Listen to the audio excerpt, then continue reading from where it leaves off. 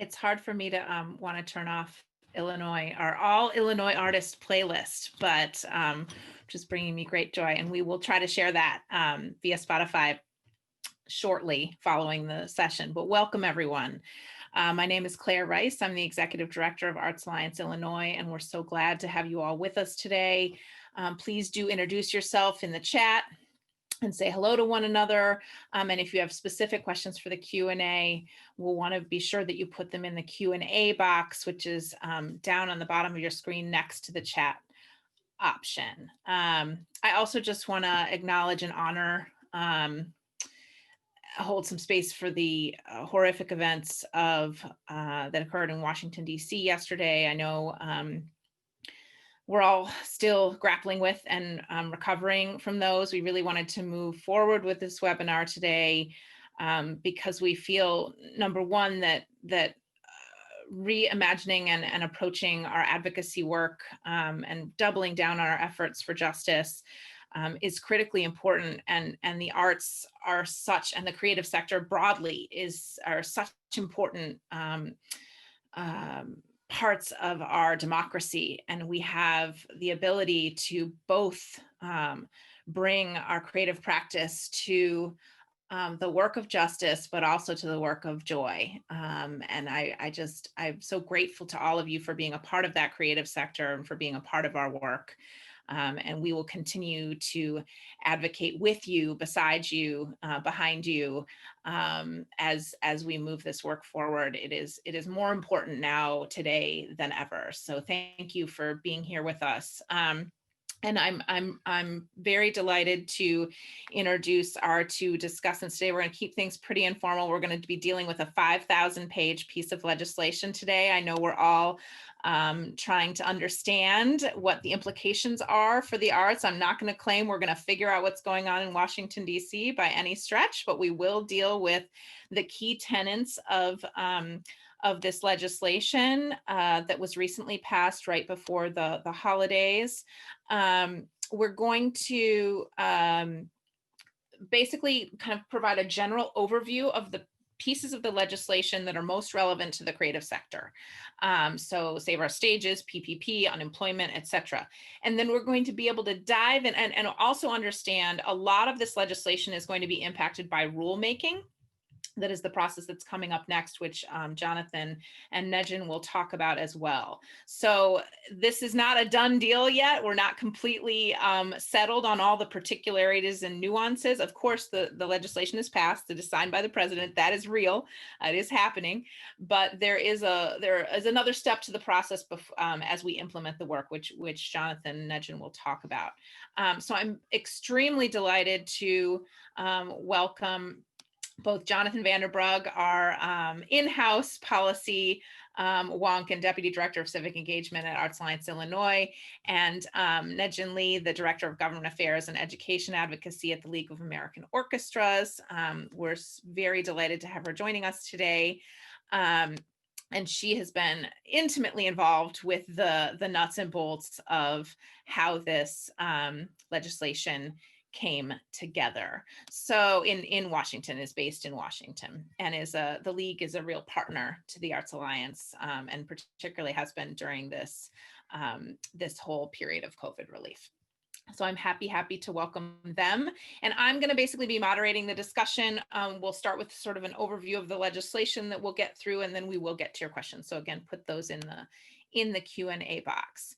So I think I'll start with Najean. Najean, are you there with us? Oh, yes, there you hello. are. Nice to see you. Nice to see you.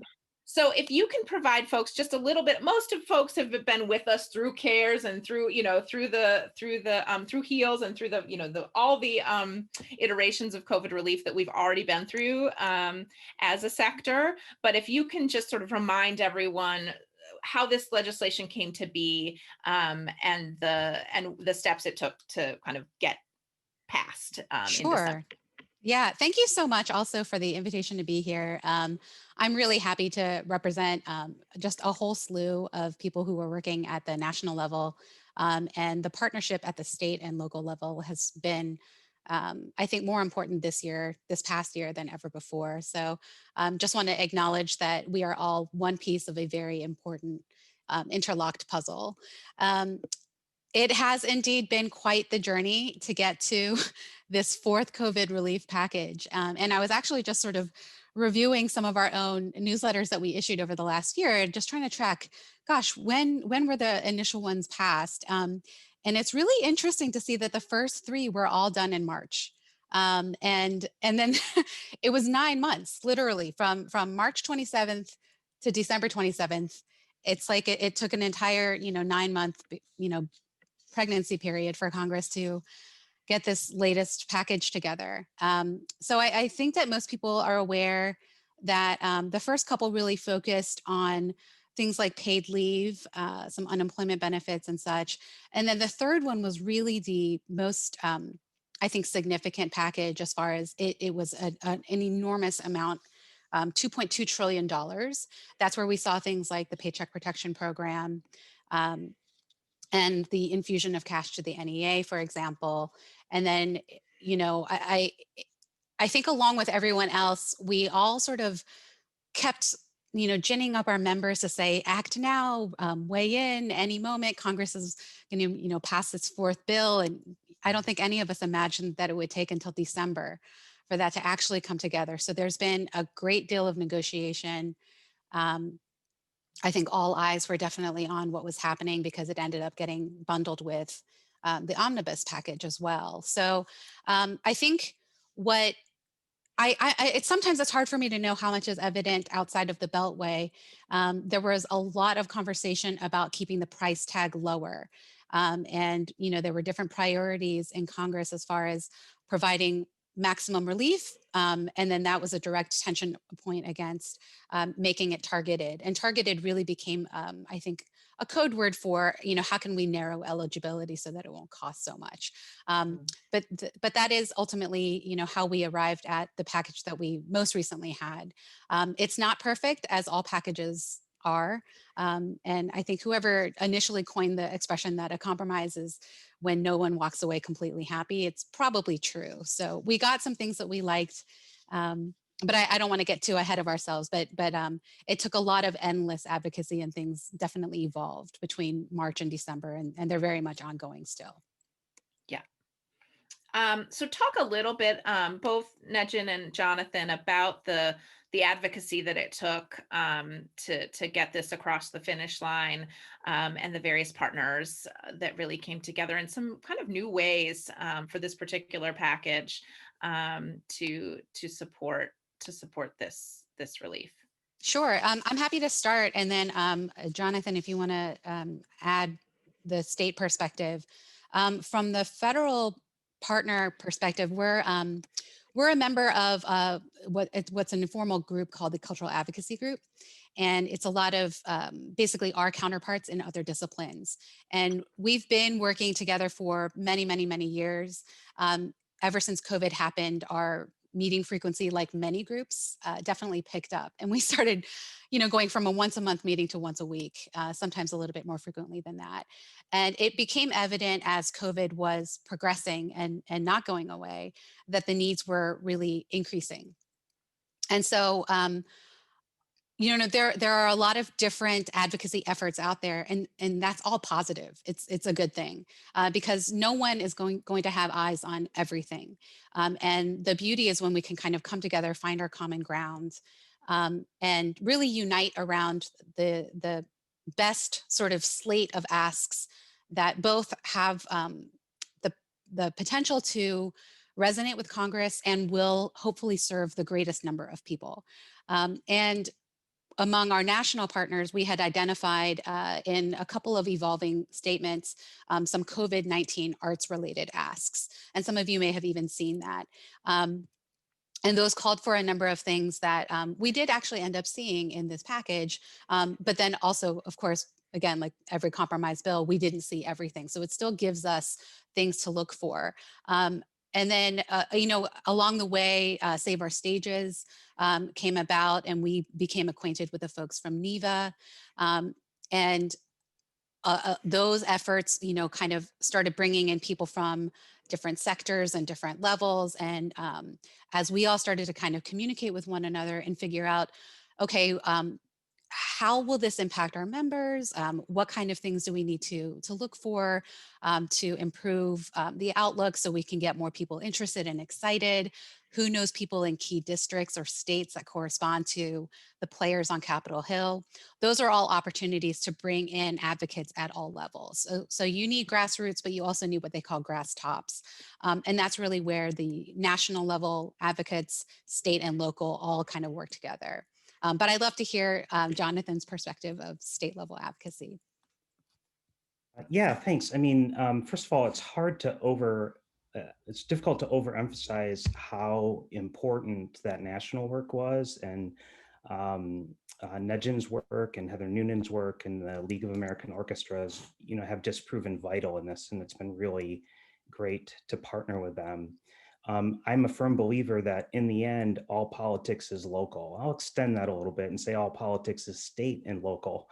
And that includes when it comes to a $900 billion COVID package, it still gets back to the local. These decisions that seem to be being made far away in DC are being made by reps that come to the potlucks and picnics or whatever we used to have them near you. And so I think the advocacy has been incredibly important in you as constituents, who they listen to, who vote for them or not vote for them, hearing from you about what you need. So whether it was telling your story about the impact of COVID or telling your story about why these benefits were so important to you or needed to be more, telling that directly to your rep, I think made an incredible difference. And we as an alliance, we met with Senator Durbin's staff, communicated with them, met with Senator Duckworth's staff, who are two people now, by the way, who are even more important when it comes to the upcoming Congress, Senator Durbin essentially being number two in a way. So I think that's really important. The other thing I would add, if you look at political motivations as kind of going up from or through the local, much of this money, kind of like going through a locks, water or canal going through a locks, is going to come down through the state and is actually going to be implemented by the state. So the unemployment that was passed as part of this COVID package, the unemployment insurance provisions that we'll talk about later, that's actually implemented by the state. And so our advocacy at the state level is going to be very important to make sure that's done as quickly and as correctly as possible. Absolutely. And, I think, as Najean said, just want to underscore, I think, we've heard from advocates across this, particularly the last few months between those first relief packages and this one, there were a lot of new advocacy efforts that popped up, new campaigns, new public will campaigns. And, we're really trying, I think, both at the state, local, we're working closely with Illinois NEVA and with our colleagues, in the for-profit creative industries, and really trying to unify the sector under a larger tent. And I think that's happening also at the federal level, and did happen more than ever before as part of this last package. And that involves compromise and negotiation and all of that, but that is part of the process. And I think the stronger we can be as a unified creative sector, the better for all of us at the end of the day. And I think we did see, there's some pain involved, but we did see that, at the end of the day, we were all stronger as a result of collective work. So let's get into the nuts and bolts of what did get across the finish line in December. And let's start with the Save Our Stages provision, which is sort of the campaign name for what has ended up in this final bill. And Najean, if you can talk about what this is and sort of who's eligible for it, that would be great. Sure. So again, I'll warn that we're going to stay a little bit at the pick your elevation level, 50,000 foot, 30,000 foot. I've heard both. So, and part of that is very much because we're still waiting on SBA to issue some guidance. So the devil is definitely going to be in the details. So what we can say initially is that this is a $15 billion grant program. It is for shuttered venue operators. That's what they title it in the bill. And the universe of organizations that are mentioned are live venue operator or promoter, theatrical producer, live performing arts organization operator, a relevant museum operator, a motion picture theater operator, or a talent representative. And conditions apply. I feel a little bit like a commercial when I say that, but conditions definitely do apply. And some of those terms might seem a little bit odd. This is where those details are going to get spelled out in forthcoming guidance.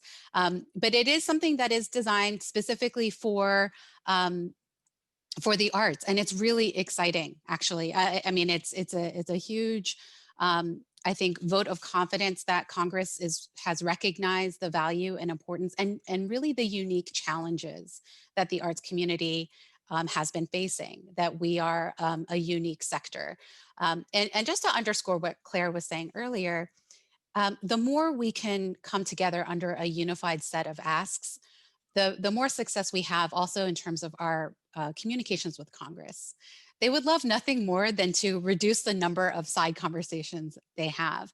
And especially when we are in the business of trying to marshal support from other offices, they tend to not see us subdivided. They kind of tend to see the arts as one entity. So the more we can kind of band together and paint a picture of what our entire field looks like, of course, knowing that there are going to be differences in how we're structured and so on, that's of course a reality that we all deal with in our day to day.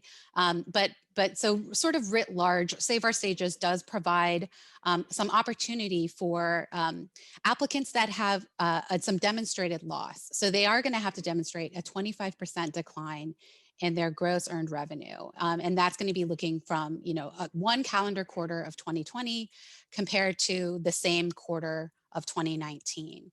And there are a few sort of interesting features of the program.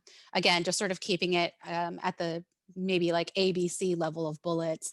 There are going to be 2 priority periods. And this is designed to, in the first 14 days, to really set aside that priority period for applicants that have experienced 90% or more decline in revenue. And we know that they're out there and they're hurting. And so they have some pretty serious, immediate and urgent needs.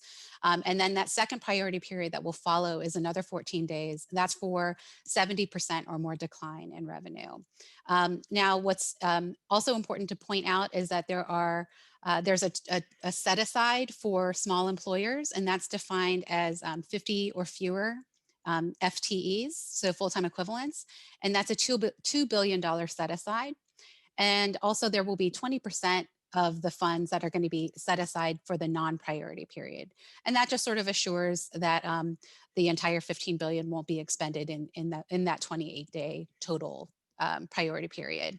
And the use of it is for things, it can be for wages, but it can also be for rent and venue expenses and things like that. So there's actually a pretty good range of what you can spend the money on. And again, that sort of speaks to the variety of different arts organizations and businesses that have been suffering under the effects of COVID. Trying to think what else I wanted to mention. There have been some questions about how this will interact with the Paycheck Protection Program. And so, what we know now, for now, is that if anyone received a first round PPP, you are eligible to apply for an SOS grant. And sorry, I know we're going to be using some acronyms and shorthand. Hopefully, since we've already stated up front, Save Our Stages is SOS, Paycheck Protection Program is PPP. But the second draw, and we'll get to that later, of PPP stipulates that you can't have both an SOS and PPP second draw grant. So applicants will need to decide which one they want to use. For an SOS grantee, you won't have to count previous PPP funding as part of your revenue. So that's not going to count against you. Jonathan, am I missing anything from the top of your head on SOS? No, I think that's great. I would just add that in the case of the $2 billion that's set aside for small businesses, small employers, that set aside does in essence kind of expire after 60 days, in the sense that my understanding, and then correct me if I'm wrong, Najean, is that it kind of goes back into the pot of eligible dollars, that 2 billion set aside. Is that correct? Yeah, I think so. I mean, it's just the priority period is set aside for those two defined universe of applicants. And so, yeah, I mean, I don't think that there's a specific dollar amount assigned to that. It's more of, making sure that 20% of the total amount will be kept in reserve so that it's not all expended. But there is also an opportunity for a second bite of support. But that's going to be after, I think, 60 days of Yeah. when SOS grants are administered. I think I saw in the chat somebody was asking when the priority periods begin. And sorry, I'm not going to be able to necessarily keep a very close eye I'll on the do chat. that for you. Don't worry about that. I'll take Okay, care great. of it. Yeah. So it hasn't started yet. So just rest assured, it hasn't begun just yet. But probably when we actually see some guidance, and when something gets put in the Federal Register, that is often under this sort of expedited circumstance, when we can probably expect the clock to start ticking. And you'll certainly hear from a lot of people, like the doors are open. And I think Right. it's important to add to, I mean, I think we can kind of look at this as a series of waves. So if you're an organization and you're looking, and as more details come out, to begin to think through and looking at your numbers and what you've received before, what am I eligible for and what might be a better route? Is it PPP or is it Save Our Stages? I have heard a little bit of concern about there will be supplemental grants that can occur. And in terms of my reading of the law, they have to kind of clear the pipeline, so to speak, of first round grants as opposed to the supplemental grants when we're looking at that. So it's a way to kind of view it as a wave and different waves and be tracking the timeline and what's being given out. Right. And one other thing to mention is that there is a cap of the grant amount for SOS. So no one award will exceed $10 million. And that really is the upper limit. It's actually going to be, I think, 45%. I thought I had it in front of me. This is what happens when you have too many notes. So there are going to be some calculations to make. I do know for, for people who might not be able to meet the forgivability thresholds for PPP, SOS might under those circumstances be a more attractive option. So let's actually go, because there's so many questions about this, I'm going to go ahead and take care of some of the big ones first, so that even before the Q&A portion, just because I want to just make a few things crystal clear for folks. So 25% in terms of eligibility for the entire pool, not for the priority periods, but whether or not you're eligible for this grant at all, it's 25% of your earned revenue must be lost, correct? Not contributed, earned revenue. Gross earned revenue, correct. Gross earned revenue. It's 25% threshold for eligibility. That is just earned, not earned and contributed.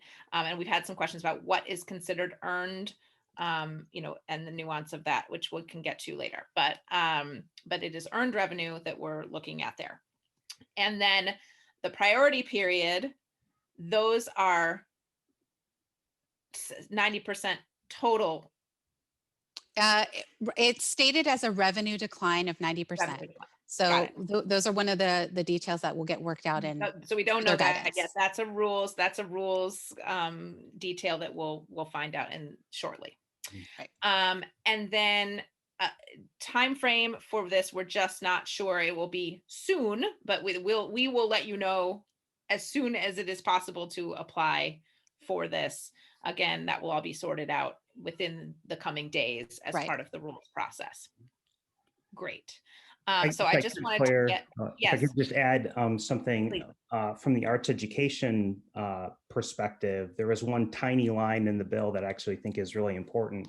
And that is when it's looking at the definition of like a live venue operator or promoter, and it's looking at that definition, it's going to see is 70% or more for that particular part.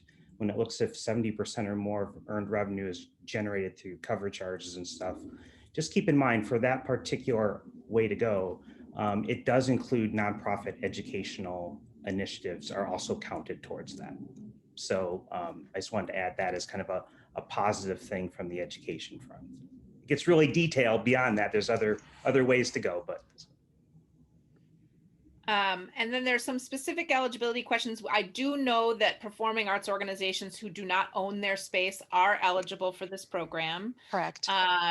And you know, in terms of parent, you know, whether you're operating under a university, I'm less sure about that. I don't know if you know, Najean, in terms of like if a sub under a larger organization.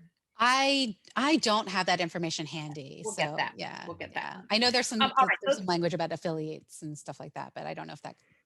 And I do think lots of folks, we've had this question numerous times, how do I decide whether I'm going to apply for SOS or second round of PPP? So why don't we go ahead and get into the second round of PPP and what that covers, and then we can maybe address that question next.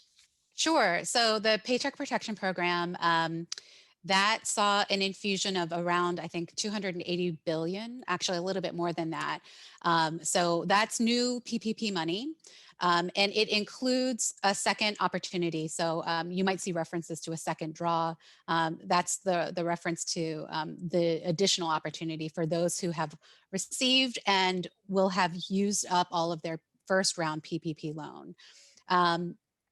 So actually, like hot off the presses, SBA issued some initial guidance yesterday. It's not yet in the Federal Register, so it's not live, but or it is viewable, but the clock hasn't started ticking just yet. But it is so new that we're still actually in the process of reading it. So this is part of that whole all the guidance that you hear is going to be evolving. But there is some guidance on accessing capital for minority, underserved, veteran, and women-owned business concerns. That's one of the things that SBA just posted. There's an interim final rule on the PPP as amended by the Economic Aid Act. That's what they, you know, the official name for COVID Relief Package 4. And then there's an interim final rule on second draw loans. So those last two bits, I think, are going to be some of the details that people will be really interested in. But that's about 120 some combined pages. So that'll require a little bit of going through. A few things to note is that the eligible expenses for using Paycheck Protection Program loans or money has expanded. So you can now use it for software and computing costs that are associated with if you had to move your business online, your operations online because of COVID, and also PPE. So a lot of organizations had to purchase some personal protective equipment because of COVID. So those kinds of expenses or anything else that's required for meeting public health and safety guidelines and orders, those are now eligible, and they are, I believe, also retroactively available. So if you had expended money prior to the signing of the Economic Aid Act, you can apply those are now considered eligible expenses for your first round loan. So let's see, the loan forgiveness. So the bill maintains the current requirement. So I know a lot of people, especially those in the nonprofit space, are very concerned about making sure that they can get full loan forgiveness. So you'll still want to keep in mind that 60% of your costs need to be attributed to payroll. There's also the prior requirement, and this is a bit of good news. There used to be a requirement that borrowers had to deduct the economic injury disaster loan. So the EIDL, you might have heard it called by short, that has been repealed. So if you received that, you no longer have to deduct that from your forgivable loan amount from your prior PPP loan.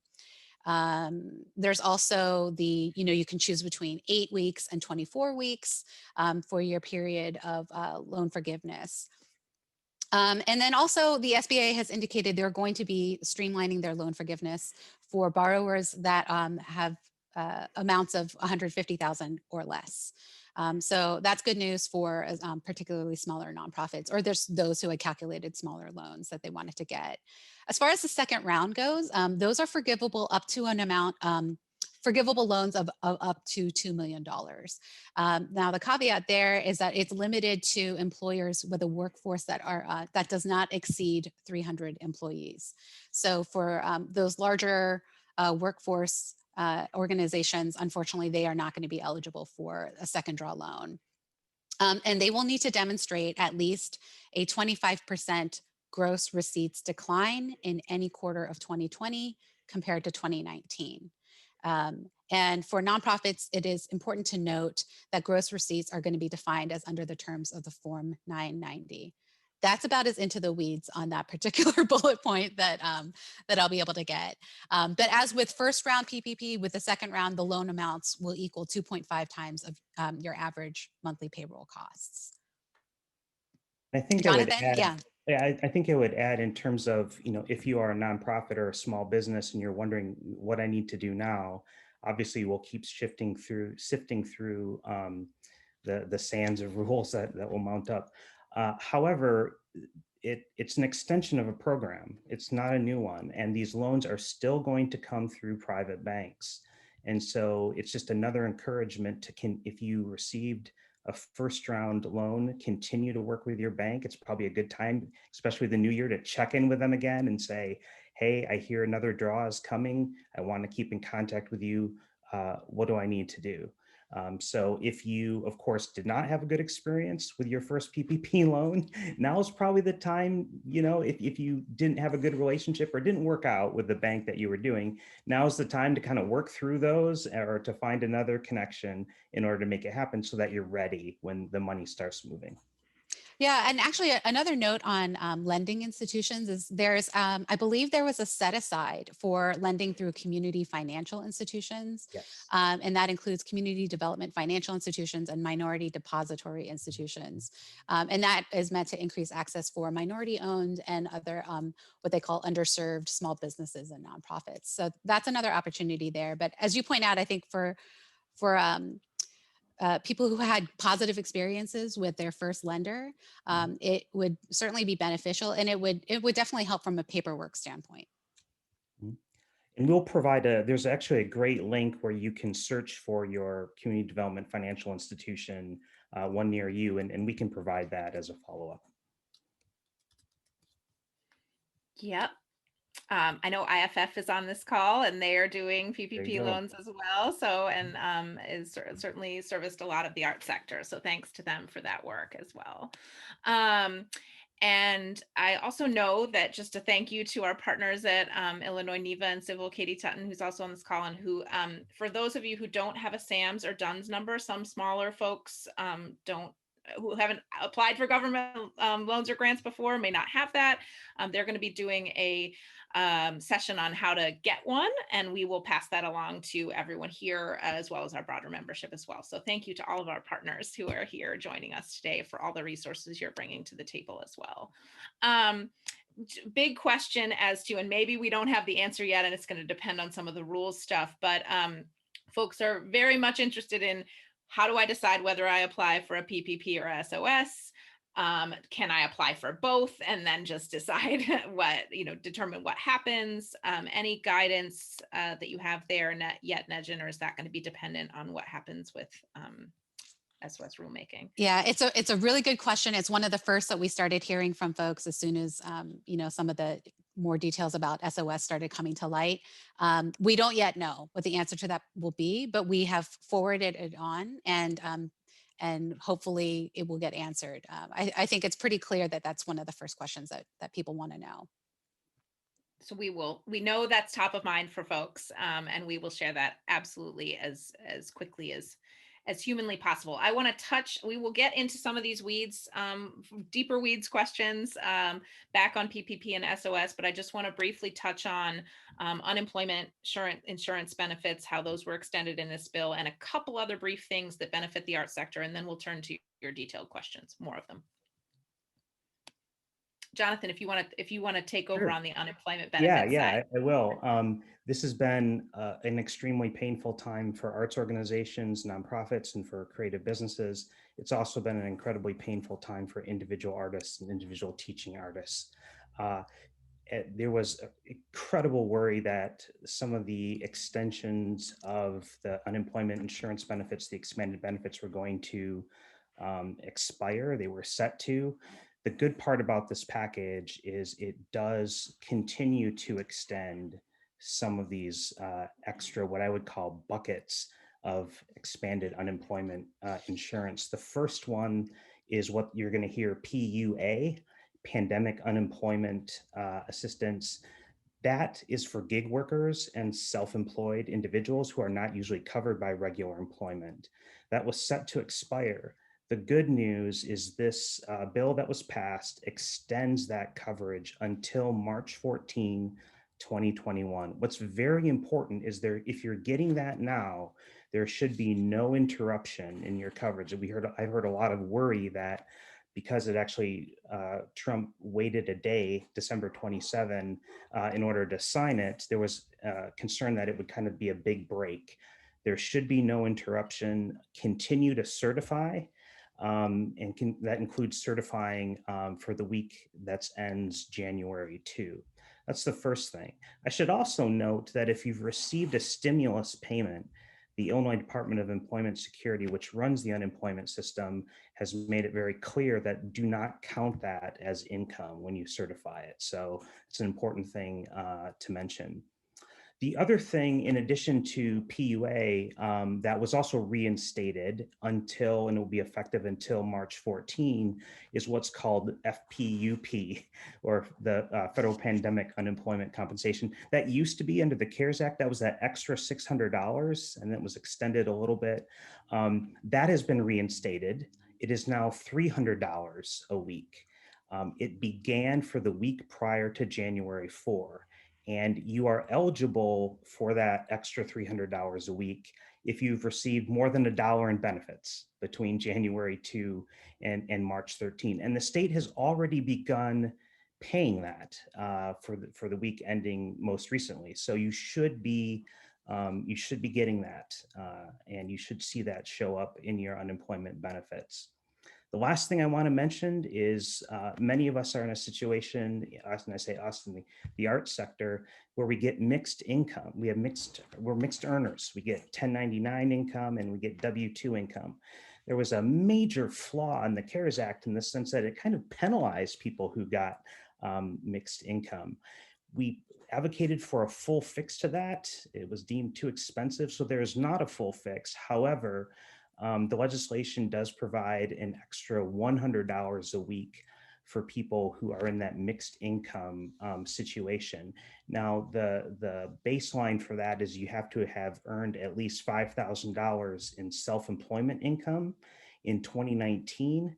That amount is intended, and it includes retroactively from December 27 through March 14, and it will be on top of that extra $300 that you'll be getting in the FPUC.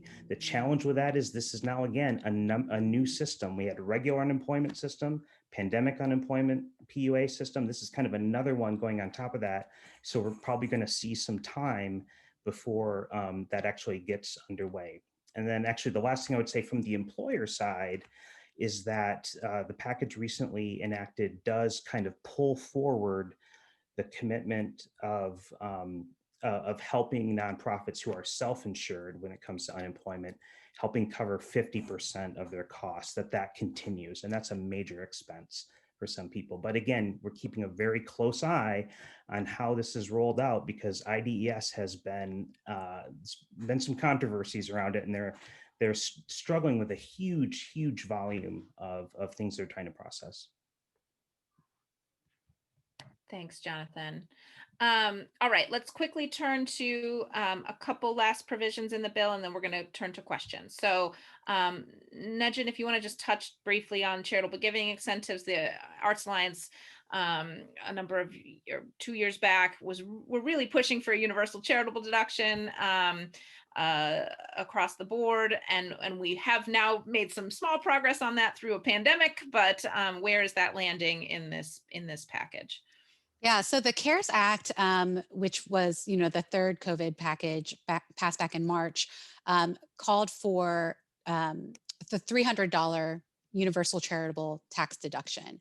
And that was for people who don't itemize, which is why we call it universal, right? So itemizers are in sort of their own category, but because the threshold for itemizing went up in tax reform a couple years ago, we knew that the universe of people who were actually itemizing their taxes had decreased considerably. So it's the entire nonprofit sector sort of has banded for pretty consistently around this desire for Congress to pass the ability for everyone, regardless of their itemizing status, to be able to deduct some amount for their charitable giving. So the $300 is, it's a good start. We consider it a foot in the door. It's not, you know, we're not satisfied with that amount. We want it to obviously go up. So one good thing is that the bill passed a couple weeks ago has extended that universal charitable tax deduction for this 2021 filing year, and for joint filers, it will increase that benefit to $600. So there had been some confusion back in March as to whether that $300 was $300, $600, but it was just $300. Whether you were a single filer or a joint filer for 2020, it was just $300. So we're sort of inching up there, but it's definitely a toehold, and we very much hope, and we've gotten some support. We just didn't get, you know, the full support that we needed among Congress. But one of the sort of interim steps was to try to just make that 600, 1200. So we'll continue pushing for that. That's great. And there was some suspension of AGI limitations and corporate gifts. And so all of those things that had been passed in March have also been extended for the next year. Yeah, maintained. Great. All right, let's turn to questions, because there are still a number of them that we haven't addressed yet. So let's dive into, do we have clarification on what is considered earned income when you're talking about, specifically when you're talking about Save Our Stages? Is it, you know, rental income, concessions in addition to your tickets and subs, or do we know that yet? I think that we probably just need to wait until more guidance comes out before, because the verbiage sort of changes depending on what part of the bill you're looking at. And it's, I want to say it's something like 20 or 40 pages, the SOS part alone. So I would hate to speculate. What I would say, just to sort of backtrack earlier to the question of, you know, how do you know which one you're going to apply for? Just as a general sort of two things to keep in mind, once further guidance comes out for both, is the revenue decline requirements are different for SOS as they are for PPP. So that's going to be one thing to look at. Look at how much the revenue decline is and where you fit into that with your own organization or individual, you know, economic picture. And the funding amounts are going to be different. So those are the sort of two considerations. And in the meantime, just sort of be cautious about the guidance that you see, because even in the news reports, people are confused and organizations are confused. So it's very hard to take super definitive interpretations at their word right now. There is some vagueness, and that's going to be spelled out in next steps. So I would really hesitate to make concrete decisions until you actually see that guidance, and then you're going to see a slew of webinars interpreting that with professionals. Yeah. And I'll add that one of those webinars will be coming from the Alliance. So as Casey put in the chat, as we did with the CARES Act, we'll be following it up with some more specific, more technical stuff, bringing in specialists to talk about those coming up in the future too. Yeah, and just full disclosure for the League, we're going to be having a webinar for our member orchestras next week, and we have a couple of experts that we're bringing on hand. So we are not claiming to be the experts ourselves. So we're definitely going. We're turning to people who are well versed. Going to the legal teams, right? Exactly. Yeah. So the question on grant amounts for SOS: will the 45% be based on 2019 income, and will the final rewarded amount be reduced by amounts we received for PPP or EIDL loans? I believe the PPP loans should not factor in. I want to say that I saw something that fairly clearly stated that relief funds already accessed through CARES Act, they won't count as revenue for your calculation. Right. Yeah, I think that's yeah. As for the first question, again, I'm not quite sure I have full info to say what's going to count there. And we'll have to wait on the guidance there. Do we know whether folks that don't have paid employees, but that are 501c3s and, issue contracts and do work are eligible for SOS?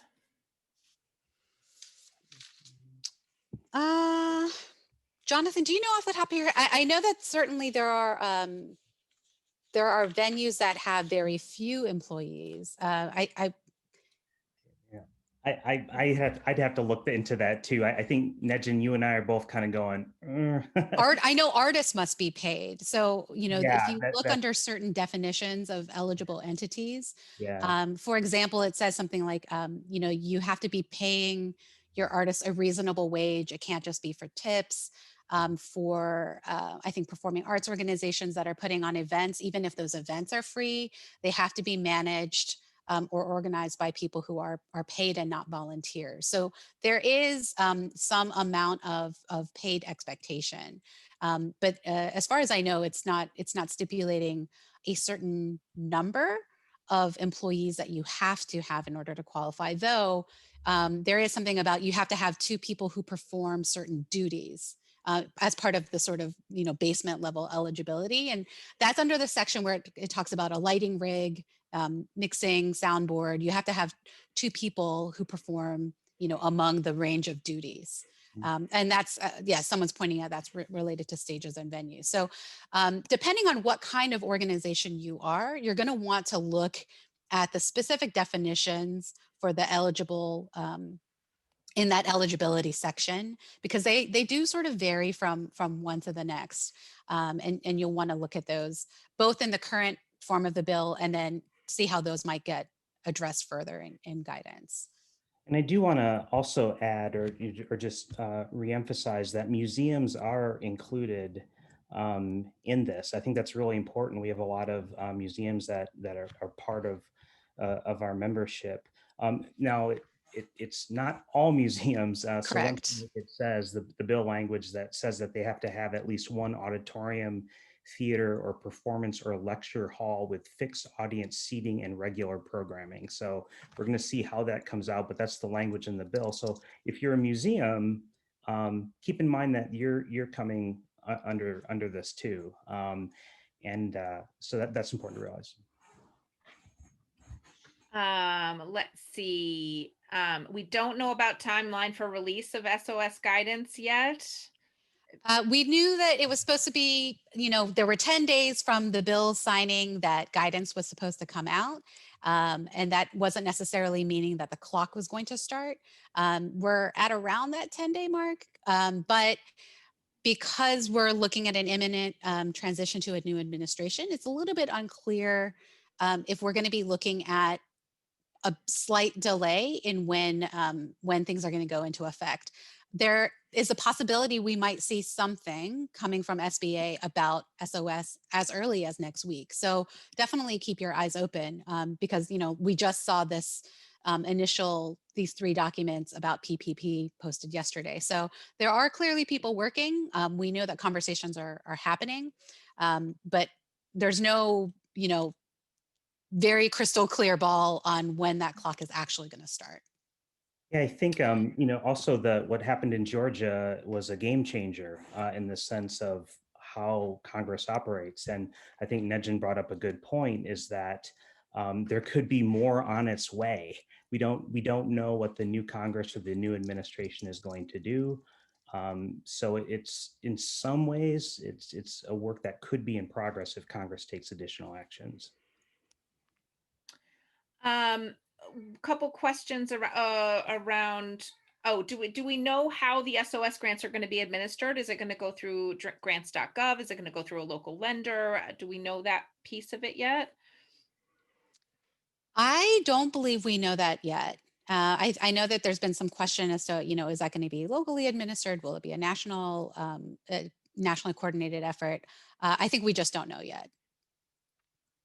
But SOS is not a loan, so Right. that's important to point out.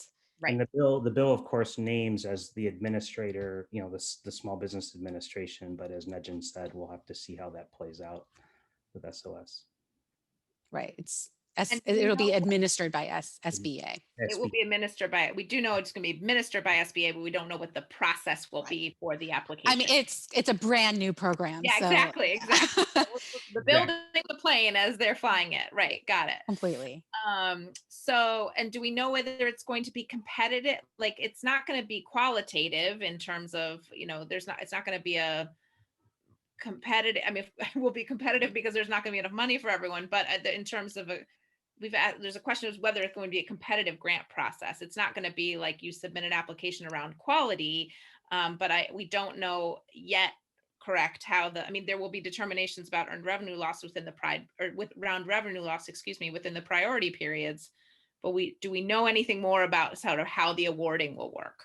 I mean, so there's no prioritization other than the first priority period and the second priority period. So it's first come, first serve within those, after those priority periods are met, essentially. As far as we know. Yeah. So yeah. Yep. Okay. Let's go back to PPP for a minute. Will it be possible to use PPP to bring employees off of furlough? And if we're still working on our paperwork or in our first PPP process, does that impact our second round funding? I believe second round funding, you're not eligible for a second draw until you have expended your first PPP loan. So by the time the second loan is dispersed, you have to have used your first loan up. So that much I do know. I don't know if that answers that particular question. And then do we know about, I'm assuming, yeah, the answer is yes. It is, the intention of PPP is to bring employees off of furlough. Yes, it's designed to be supporting payroll. Yeah. Okay, let's see what else we have here.